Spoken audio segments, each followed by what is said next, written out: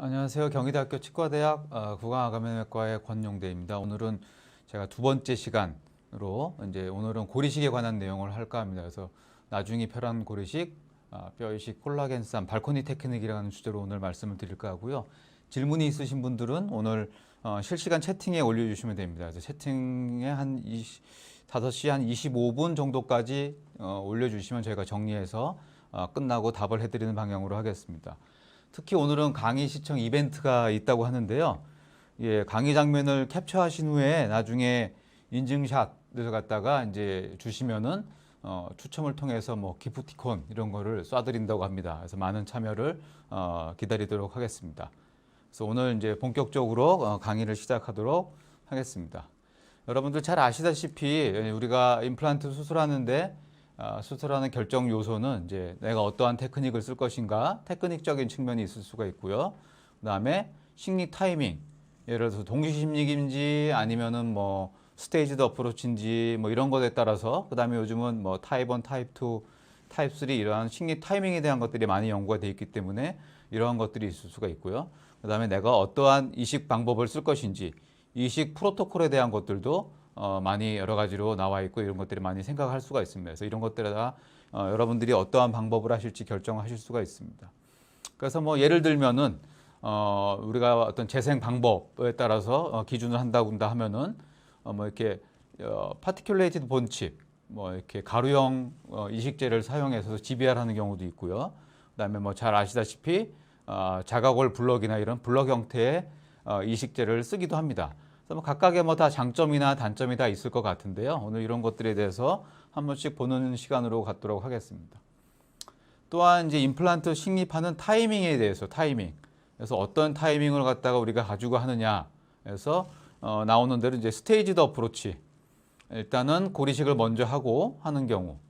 그다음에 동시에 이제 임플란트 식립을 하시면서 이제 같이 고리식을 하는, 이게 두 가지 정도로 우리가 타이밍에 관해서 생각을 할 수가 있을 것 같습니다.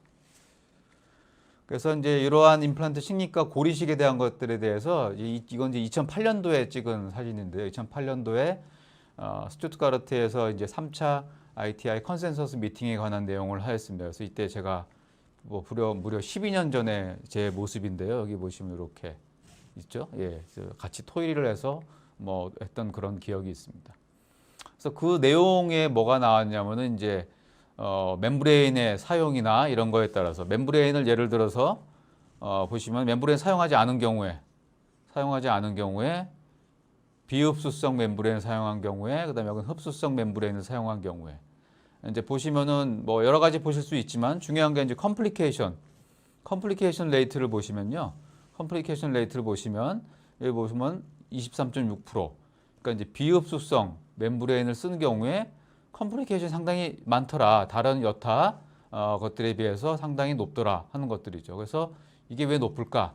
결국엔 비흡수성 멤브레인의 어떤 노출이나 이런 것들 때문에 많은 어려움을 갖고 있었다는 것들을 이런 것들을 통해 알 수가 있었습니다.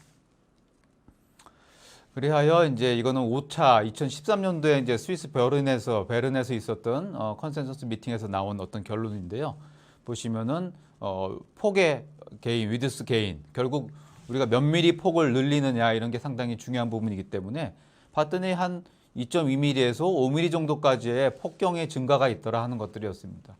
그렇지만 이제 여러 논문을 종합해 본 결과 어떤 롱텀 스터디에 대한 것은, 이제 롱텀에 대한 것들은 아직 조금 부족하다라는 것들을 결론으로 내렸었고요. 그래서 이제 스테이지드 어프로치에서 약 2에서 5mm 정도의 어떤 폭경 증가를 기대할 수 있었다라는 것들을 이때 합의문을 통해서 우리가 발표를 하였습니다.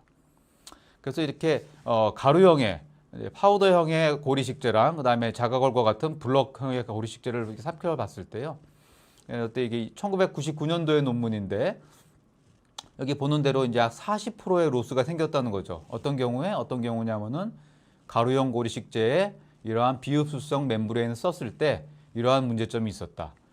반면에 이제 블록골을 쓴 경우는 뭐 특별한 조치 없이 이것만 쓴 경우는 약 26% 정도의 로스가 있었다라는 그러한 연구 결과가 있었습니다. 즉 이렇게 가루형 고리식제를 썼을 경우에 확실히 좀 로스가 많은 것 같다. 물론 여기에는 분명히 이러한 멤브레인의 요소가 분명히 포함되어 있을 거라고 생각을 하고 있습니다.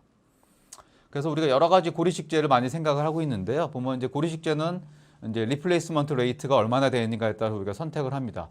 예를 들면 뭐 이렇게 DBBM 계열이나 하이드록시 아파타이드 계열의 이러한 고리식재들은 스테빌리티가 상당히 높죠. 즉 흡수가 잘 되지 않고 이제 이렇게 잘 유지된다는 거죠. 그렇지만 신생골이 여기를 채워 들어가는 것은 아무래도 좀 늦다라는 것들을 알 수가 있습니다. 반면에 이제 100% 베타 TCP 이런 애들은 이제 리플레이스먼트 레이트가 높기 때문에 신생골에 의해서 대치가 잘 되는 반면에 이제 볼륨 스테빌리티는 다소 약한 그러한 단점들이 있습니다. 그래서 우리가 이 두 가지 요소를 잘 고려하여서 우리가 원하는 고리식재를 잘 선택하는 것이 상당히 중요하다. 볼륨 유지가 중요하다면은 이제 이쪽 방향에 있는 것들을 쓰셔야 되고 뉴본 리플레이스먼트 쪽을 좀 선호하신다고 그러면 아무래도 이쪽에 들어가는 계열들을 쓰시는 것이 좋을 것 같습니다. 그래서 이게 제가 옛날에 했던 케이스입니다. 한 15년 정도 전에 했던 케이스인데요. 이제 20대 초반의 여성으로 이렇게 다쳐서 이가 이제 부러졌죠. 이제 이게 부러지고 이제 이 마진이 부러진 마진이 팔라탈 쪽으로 많이 깊이 내려가 갖고 발치할 수밖에 없는 그러한 선택이었습니다. 그래서 이때는 이제 그 즉시 식립을 하였는데요. 원래 제가 이렇게 즉시 식립을 좋아하진 않습니다만 이제 환자가 어떠한 그 요구 사항 다쳤기 때문에 빨리 일을 갖고 싶어하는 그런 욕망이 있겠죠. 그래서 이제 즉시 식립을 시행을 하였습니다. 근데 그 당시에 CT를 보면은 이제 라비알 본이 거의 없어요. 버컬 플레이트가 거의 없고 이제 이 치아가 약간 이렇게 업라이트된 형식이기 때문에 우리가 임플란트를 심을 때 그 임플란트 엑시스를 잘 고려를 해야 된다는 거죠. 그래서 임플란트 이제 우리가 결국은 크라운을 하기 위해서 하는 거기 때문에 보철적인 요소를 많이 고려해야 되는 것이었고요. 뭐 오래된 얘기입니다만 이제 번들번스열이라는 그러한 오래된 내용을 잘 아실 겁니다. 그래서 번들본이라는 얘기는 결국 이것은 치주 조직의 일종이기 때문에 내가 뭘 한다고 해도 결국은 흡수가 된다. 그러므로 이제 여기에 대한 적극적인 어떠한 대처가 필요하다라는 것들을 여러 가지 알고 있습니다. 그래서 이런 것들을 통해서 뭐 소켓 프리저베이션이나 하는 그런 얘기들도 많이 나오고 있고요. 그래서 그 환자분은 저는 이제 이 당시에는 이제 티슈 레벨 임플란트밖에 없어 갖고요. 티슈 레벨 임플란트를 식립을 했습니다. 그래서 GBR을 해야 되기 때문에 플랩을 열었고요. 그다음 이제 수직적인 위치 상당히 중요합니다만 이제 수직적인 위치를 잘 잡아서 식립을 하였습니다. 갭이 있기 때문에 분명히 고리식을 했고요. 고리식 한 다음에 이제 콜라겐 멤브레인을 이렇게 써서 슈처를 하였습니다.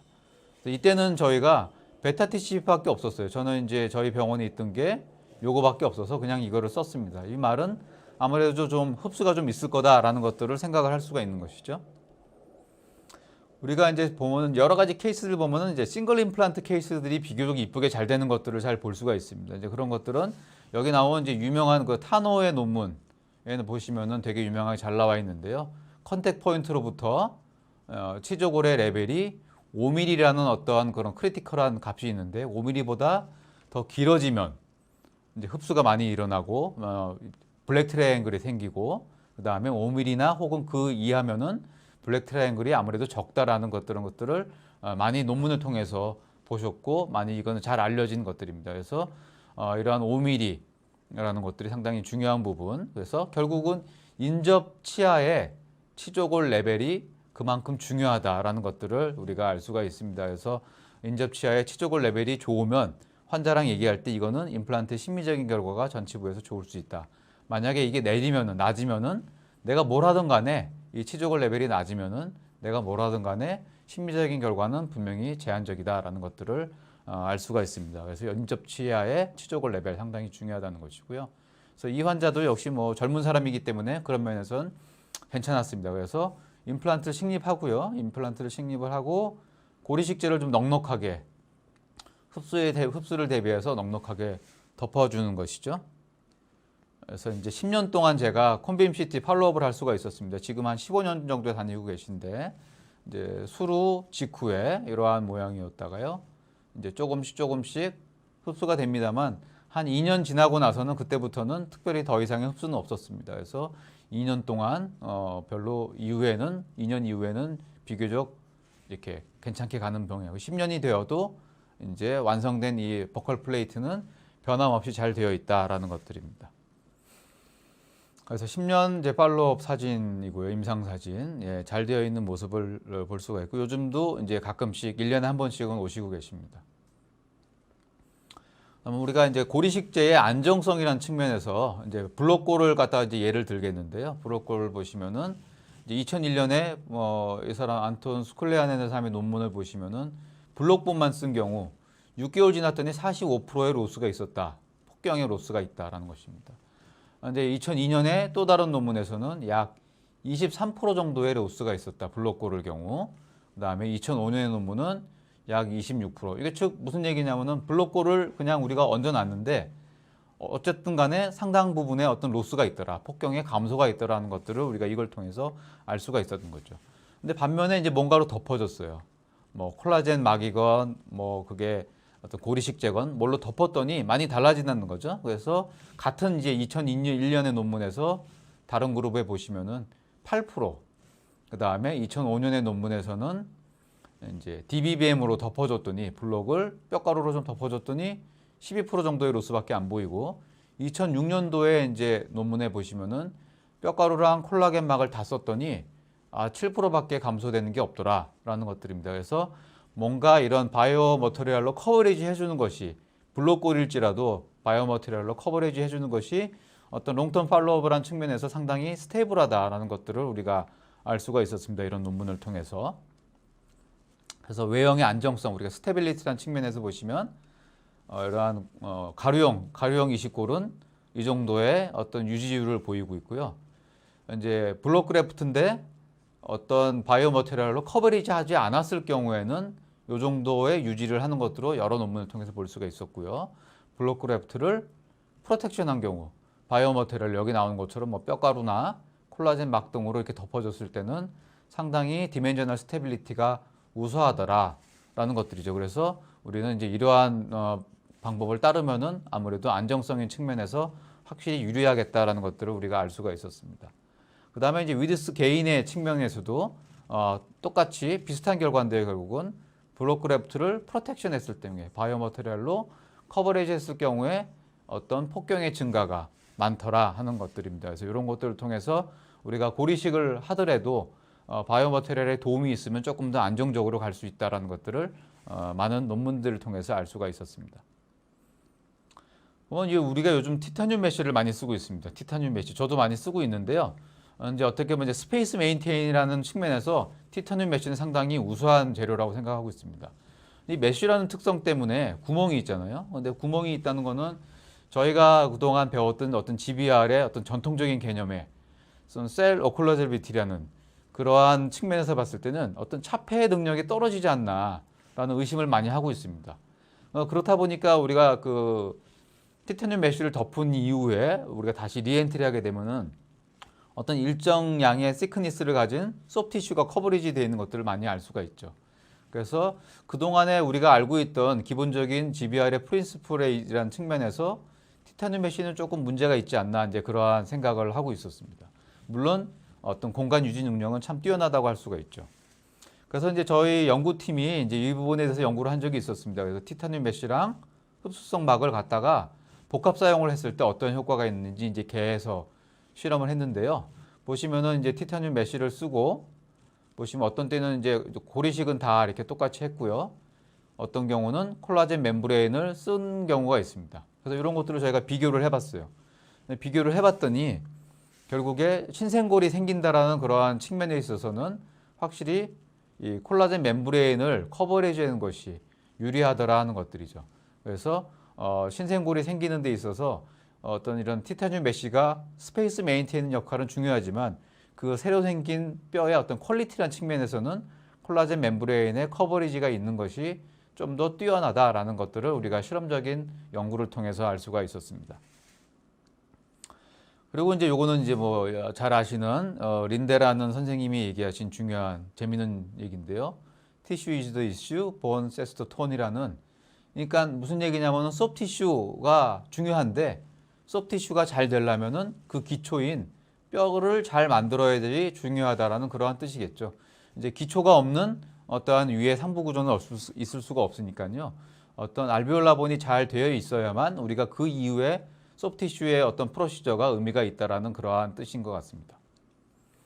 그래서 이제 진지발 컨투어를 우리가 이제 진지발 컨투어를 잘 어떻게 이쁘게 하려면은 결국은 알비올라 본이 잘 좋아야 되고요. 그 다음에 소프티슈가 충분해야 되고 그 이외에 소프티슈 우리가 매니플레이션을 잘 할 수 있는 그러한 능력을 갖춰야만 그 이후에 우리가 결국 원하는 좋은 에스테틱을 얻을 수 있다라는 그러한 생각입니다. 그래서 뭐 어떤 사람 논문에 보면요, 여기 뭐 크리티컬 컨투어란 말이랑 서브 크리티컬 컨투어란 말이 있는데요. 이게 보면 이제 이 진지발 마진에서 약 1mm 정도 되는 것을 우리가 크리티컬 컨투어라고 얘기를 한다고 합니다. 그 얘기는 뭐냐면은 이제 여기에 소프티슈의 중요성 이런 것들은 여기 이제 이거는 이제 그 프로비저널 레스토레이션 같은 것들에 의해서 우리가 몰딩을 할 수가 있잖아요. 그래서 이런 부분들을 어떤 몰딩을 통해서 세밀한 부분을 조절할 수 있습니다만 결국은 제일 중요한 것은 본 바탕이 되어야 이런 데 있는 뼈가 본 바탕이 되어야 이 위에 소프티슈가 올라가고 이후에 우리가 프로비저널 레스토레이션을 통해서 이것을 매니플레이션 하실 수가 있을 겁니다. 이런 것들이 없이는 우리가 아무리 잘한다고 해도 방법이 없는 거죠. 그래서 결국엔 기초공사가 중요하다라는 것들입니다. 그래서 이거는 제가 이것도 꽤 오래된 증례인데요. 보시면은 이제 이가 빠져 있고 여기가 좀 꺼져 있잖아요. 이렇게 뭐 소프티슈 티크니스 자체는 그렇게 나쁘지 않고 크람 모양도 이렇게 렉탱귤러한 모양이어서 컨택 포인트를 길게 가져갈 수가 있으니까 심미적으로도 우리가 쉽게 접근할 수 있는 그러한 케이스라고 볼 수가 있습니다. 여기 보시면 쪽이 좀 꺼져 있는 거 아실 수 있죠? 그래서 이제 저희가 이제 고리식을 했어요. 고리식을 해서 이제 이렇게 쌓아주고 콜라겐 멤브레인을 넣어주고 그다음에 이제 슈처를 이렇게 한 거죠. 슈처를 했는데 이렇게 이제 열심히 고리식을 한다고 했어요. 그다음에 이 환자가 뭐 이제 꽤 오래 있다가 다시 오셨습니다. 제가 한동안은 못 봤고 이제 보시면은 꺼져 있죠. 예. 뭐 나아지긴 했습니다만 생각보다는 우리가 원하는 것만큼은 안 됩니다. 그래서 물론 수돗물을 넣어서 이 소프티슈를 조정하면 조금 더 나아질 수는 있을 것 같아요. 그래서 이제 이 환자 한 9년 정도 됐을 때 팔로우업 사진입니다. 그래서 9년 정도 됐을 때 보시면은 뭐 괜찮긴 합니다만 여기서 약간 소프티슈 컨투어가 자연치에 비해서 조금 디피션스하다라는 것들을 알 수가 있어요. 그래서 결국 우리가 고리식을 하는 것도 어떻게 보면은 심미적으로 가장 관련 있는 부분, 내가 원하는 그러한 부분에 고리식이 잘 돼야지 심미적으로 가장 관련이 있는 부분에 고리식제가 유지가 되는 것이 상당히 중요하다는 것들을 알 수가 있습니다. 그래서 그렇게 하기 위해서는 이제 고리식지의 위치, 포지셔닝이 상당히 중요한 것 같아요. 그래서 여기 나오는 어디 다른 데 나오는 사진인데요. 고리식제를 막 쌓아놓고 차폐막을 얹었어요. 근데 고리식제는 주로 여기 있는 것 같아요. 제가 보기에 느낌에. 이쪽에 올라와 있어야 우리가 이쪽 서비칼 에리어에 올라와 있어야 이쪽에 컨투어가 충분히 유지가 되는데 좀 아래쪽에 엄한 부분에 가서 좀 많이 뿌려져 있다는 그러한 뜻이죠. 그래서 어느 부분에 우리가 효과적으로 내가 원하는 부위에 지배화를 하고 고리식제를 유지시킬 수 있는가 그런 부분이 매우 중요하다고 할 수가 있습니다. 그래서 아까 보여드린 대로 이런 파우더 형태의 제이식제가 소실이 되는데 여기 보시면 40%의 로스가 있었다고 되어 있잖아요. 다 어디 갔나? 흡수가 되는 수도 있고요. 흡수가 되는 부분은 우리가 리플레이스먼트가 레이트가 낮은 것들, 뭐 DBBM 같은 이런 종류의 머티리얼을 씀으로써 어느 정도 해결이 됩니다. 모양이 무너져 내릴 수도 있을 것 같아요. 모양이 무너져. 잘 모르겠어요. 우리가 고리식제를 쌓았는데 자꾸 뭐 다른 데로 가는 거죠. 이렇게 꼬매놓으면 이제 플랩에서 생기는 어떤 압력에 의해서 슈처를 해놓으면 이제 플랩에 누르잖아요. 고리식제를. 그러면 아래로 베스티블 쪽으로 이렇게 내려간다든지 하는 것들을 알 수가 있고요. 여기 나온 것처럼 이렇게 비흡수성 멤브레인을 썼을 때 노출이 생기면서 생기는 어떠한 요인, 노출이 생겨서 흡수될 수 있는 멤브레인적인 요인도 있을 수가 있다라는 것들입니다. 그래서 이런 것들은 DBBM을 쓰면서 극복이 되고 뭐 멤브레인은 우리가 흡수성 멤브레인을 잘 위치시켰으면 되는데 이 모양이 무너져 내리는 부분, 이 부분에 대한 것들을 저희가 신경을 좀 더 써야 된다는 얘기죠. 그래서 이거 증례를 보시면 이제 제가 얼마 전에 했던 환자인데요. 보시면 발치를 한 지 이렇게 오래 안 됐어요. 이렇게 꺼져 있죠? 꺼져 있습니다. 아주 많이는 아니지만 꺼져 있어요. 그래서 컨투어 오그멘테이션이 필요하겠다.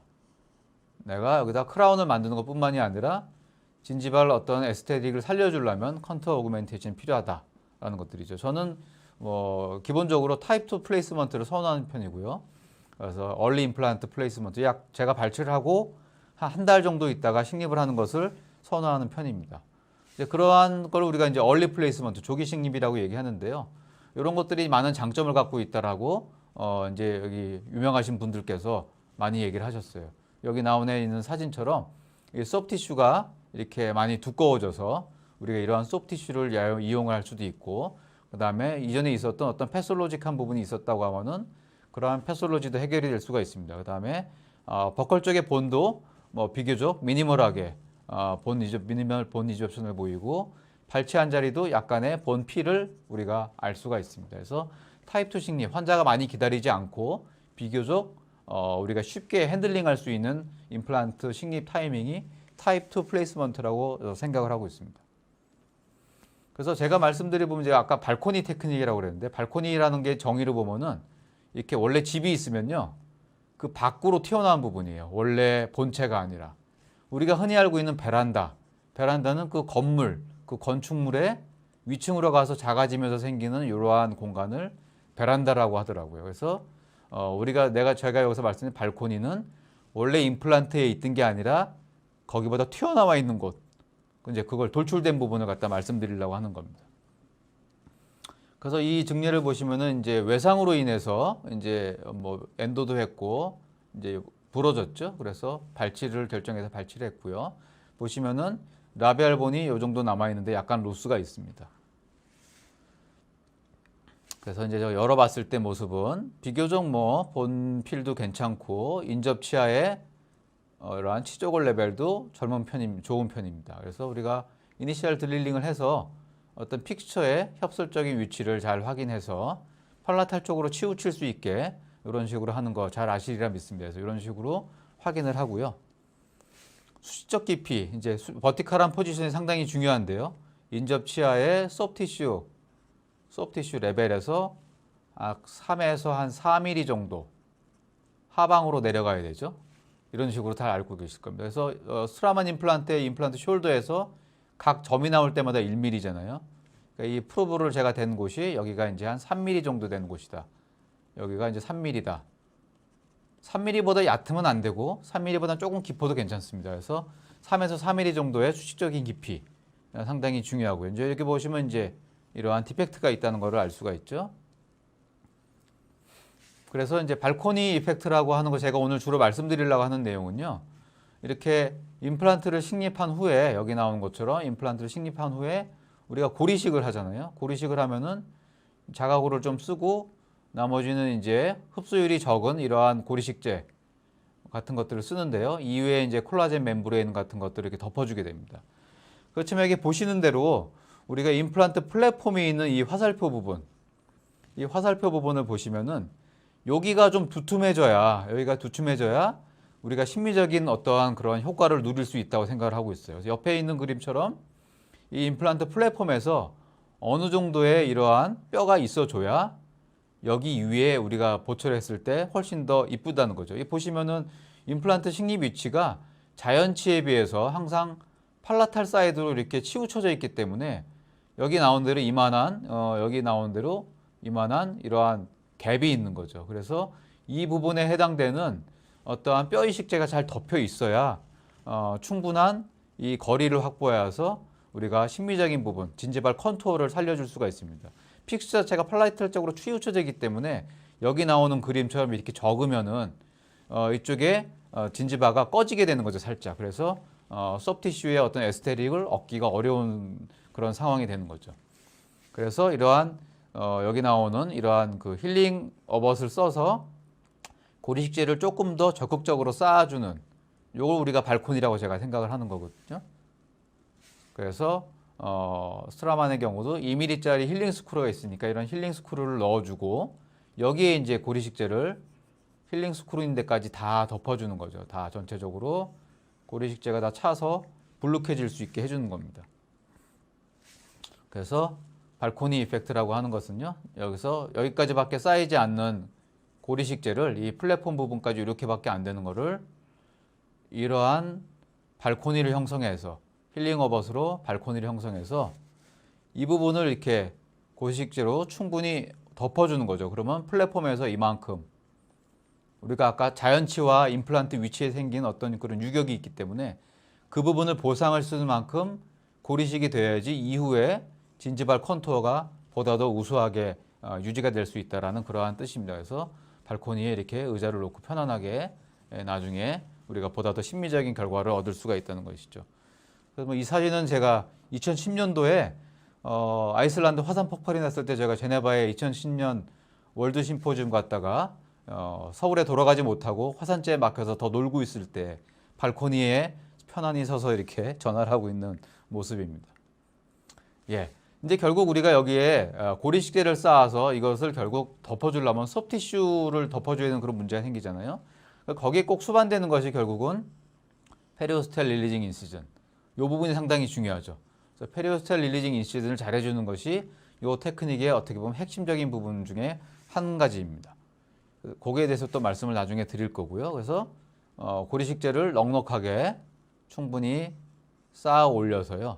쌓아 올린 다음에 이걸 덮어줘야죠. 멤브레인으로 덮어주는데 멤브레인을 덮어줄 때 이제 아까 말씀드린 대로 처음에 보여드린 그러한 것들대로 그냥 소프티슈로 덮으면은 이게 프레셔가 가하니까 고리식재가 사방으로 퍼지겠죠. 아래로도 퍼지고 옆으로도 퍼지고. 그러면 내가 얻고자 하는 요 서비칼 부분에 어떠한 컨투어를 놓치게 됩니다. 그래서 이 고리식재들이 도망가지 않게 해주는 거죠. 그래서 고리식재가 있는 부분을 멤브레인으로 덮어서 여기에 나오는 핀으로 딱딱 쳐주면은 여기 나온 대로 볼록하게 이렇게 유지가 됩니다. 그래서 이게 핀으로 딱딱 당겨서 텐트에 폴 박듯이 해주면은 고리식재가 다른 곳으로 도망가지 않고 이렇게 잘 유지가 되는 건데요.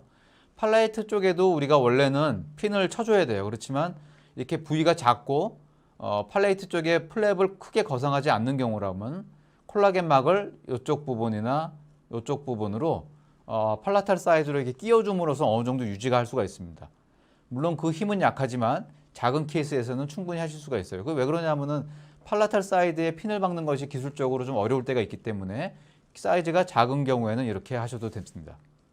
그래서 우리가 핀을 이렇게 유지함으로써 고리식재를 한 군데에 모을 수 있죠. 그래서 고리식재를 원하는 부위에 유지시킬 수가 있고요.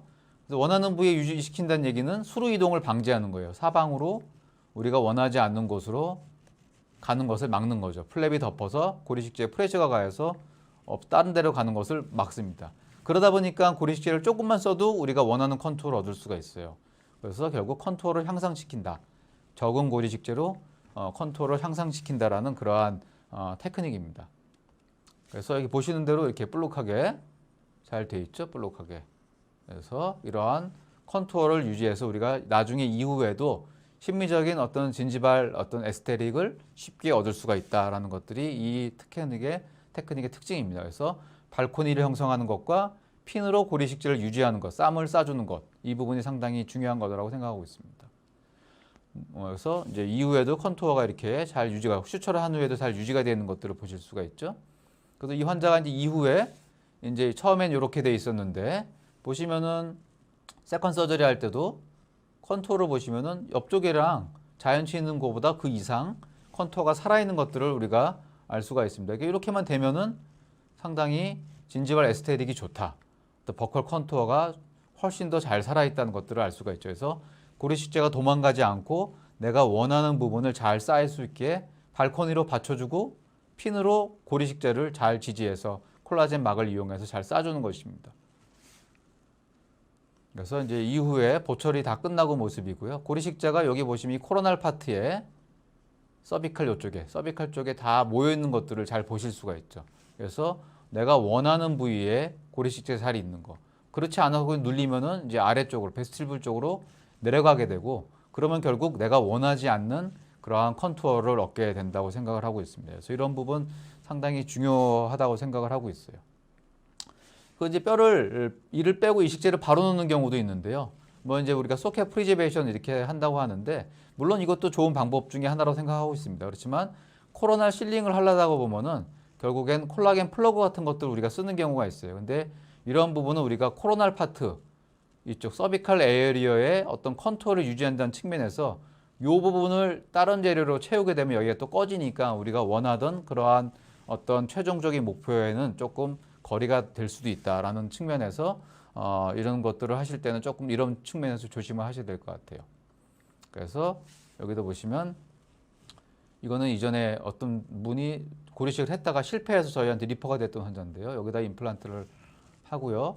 버티컬 포지션 중요하다라는 거 14mm 정도 프랩을 해서 인접치에 소프티슈 마진에서 3, 4mm로 수직적으로 들어갈 수 있게끔 프랩을 잘 해주는 거 중요하고요.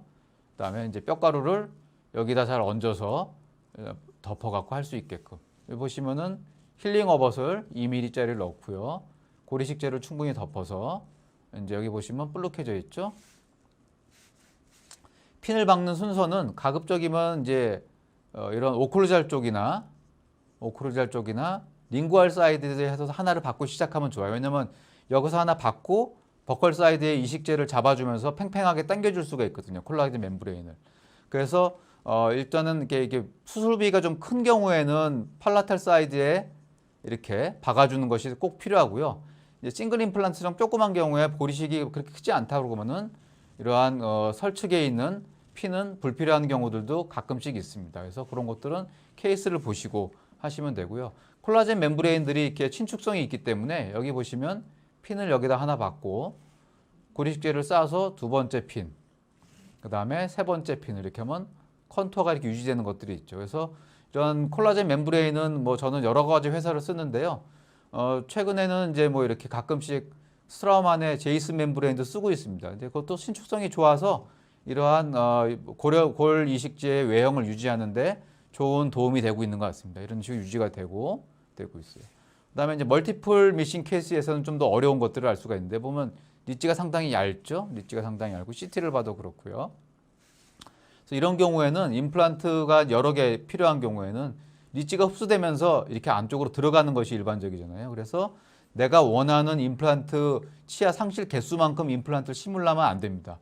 그러면은 임플란트 간격이 되게 좁아져요. 그래서 넉넉하게 여기 보면 고강도 거리두기 하나를 생략하시면서 이렇게 하셔야 나중에 원하는 보철물을, 왜냐하면 리치가 찌그러져 있는 상태이기 때문에 이 찌그러진 상태에서 임플란트를 하시기 때문에 이런 경우에는 임플란트를 우리가 상실된 치아만큼 하지 말고 적게 플래닝을 하시는 것이 좋습니다. 그 얇은 리치에 우리가 뼈를 이렇게 넣고 들어가려 해야 되는데 얇은 리치에 비집고 들어가려면 상당히 어려운 점이 있습니다. 그래서 일단은 첫 드릴이 들어가기 위해서 이러한 라운드 바로 어떤 크레이터 같은 것을 홈을 만드는 거죠. 홈을 만들어주고 두 손으로 저는 공손히, 왜 그러냐면은 이렇게 돌면서 미끄러지거든요. 뼈 표면에서 미끄러지기 때문에 아주 홀드를 튼튼하게 하고 자리를 잘 잡아주는 것이 중요합니다. 그 다음에 이제 파일럿 드릴이나 스파이럴 드릴로 이렇게 프랩 하실 수도 있지만 첫 번째 어떠한 풀 랭스의 드릴은 풀 랭스까지는 아니어도 어느 정도의 랭스를 식립 깊이를 잡는 경우에서는 린데만 드릴이 좋습니다.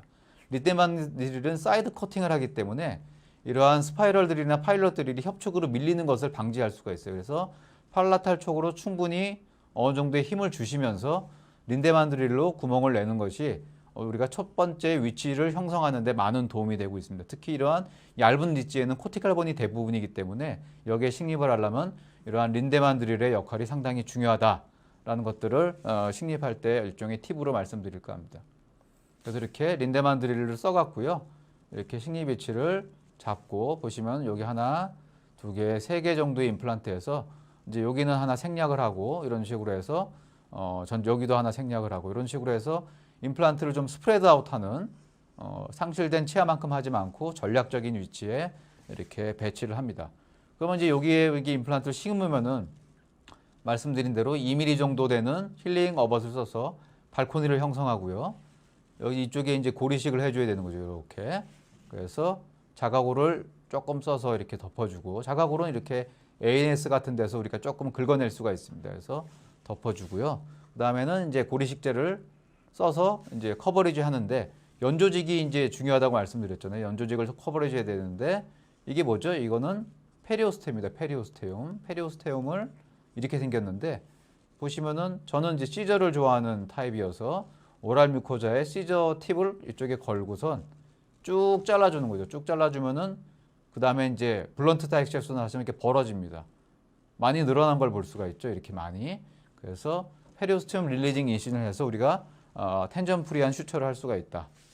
보시면은 이제 오랄 뮤코페리오스템의 구조가 이런 식으로 되어 있어요. 그래서 고유층이 있고 페리오스템이 이렇게 얇게 밑에 이렇게 있기 때문에 여기 보시면 이게 뮤코자 쪽의 사이드고요.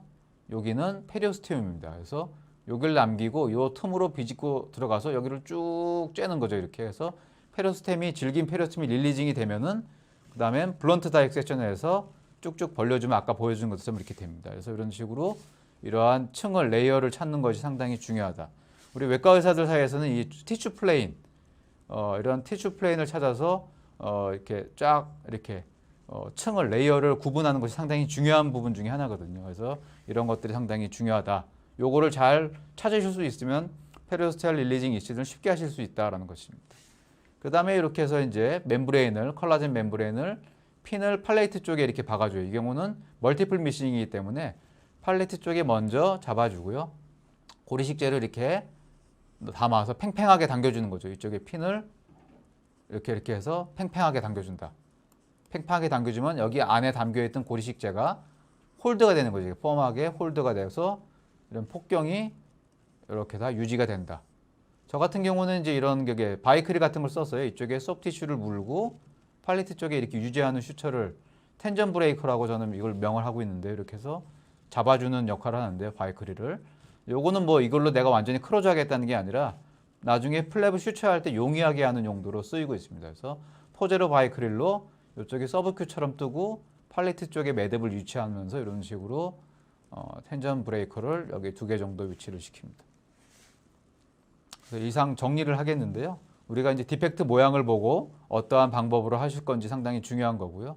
블록본일지라도 이러한 DBBM이나 콜라겐 멤브레인 같은 걸로 커버리지하는 것이 폭경의 유지에 상당히 많이 도움이 된다라는 것들이고요. 그 다음에 심미적인 부분에 있어서 꼭 심미적이 아니더라도 코로날 파트의 3분의 1, 코로날 파트의 3분의 1이 심미적인 부분이 가장 중요하다. 크리티컬하기 때문에 이 부위의 고리식재를 유지하는 것이 상당히 중요한 부분이다라는 것이고요. 그러기 위해서는 우리가 발코니를 형성을 해서 임플란트 밖으로 발코니를 형성하고 발코니는 2, 3mm 정도의 힐링 어버트먼트를 써서 가능하고요. 이 위에 얹어서 고리식재를 더 추가적으로 얹어줌으로써 임플란트와 자연치 간에 생기는 어떠한 디멘셔널한 갭을 이러한 고리식재로 막아줘서 보다 유리한 어떤 진지발 컨투어를 얻어줄 수 있다. 이렇게 우리고 그다음에 이러한 슈처에 의해서 프랩이 눌려서 그래프트 디스로케이션이 생길 수가 있는데 그래서 우리가 코로날 파트에 있던 그 이식재가 베스티블 쪽으로 내려가는 거죠. 그래서 그걸 막기 위해서 핀을 갖다가 박아서 이제 서양을 할 수가 있다는 건데요. 그래서 핀 고정, 핀 픽세이션이 이제 이러한 그래프트 디스로케이션을 막을 수가 있고 코로날 서드의 진지발 컨투어를 살려줄 수 있다. 그래서 결국에는 실제적으로 사용하는 그래프트의 양을 오히려 줄일 수도 있다. 이제 그런 뜻입니다. 콜라겐 멤브레인은 뭐 시중에 나오는 여러 것들이 있는데 스트라마넷은 최근에 제이스 멤브레인 것들을 쓰고 있고요. 저도 써봤습니다만 어느 정도의 충분한 일레스틱 프로퍼티가 있기 때문에 당겨줘서 이제 우리가 텐트에 폴대 박듯이 당겨줘서 박으면은 그래프트를 잘 싸서 유지할 수 있다. 핀을 박으실 때는 퍼스트 핀, 첫 번째 핀은 메지알 사이드나 크레스탈 쪽이나 링구알 사이드에 크레스트나 링구알 사이드에 박아줌으로써 이후에 당겨주기가 좋습니다. 발코니와 핀을 갖다 우리가 동시에 이용을 한다면은 우리가 그래프트를 좀 더 잘 유지하고 이후에 심미적인 결과를 좀 더 잘 얻음으로써 결국엔 마음의 평화를 얻으실 수 있다라는 그러한 뜻으로 말씀을 드리고자 합니다. 최종적으로 우리가 얻고자 하는 것은 이러한 보철물과 어떤 이식술을 통하는 완벽한 일루전을 우리가 결국 자연치가 아니니까요. 그래서 완벽한 일루전을 얻고자 하는 것이라고 생각을 하고 있습니다. 이상 장시간 여러분들 경청해 주셔서 감사합니다.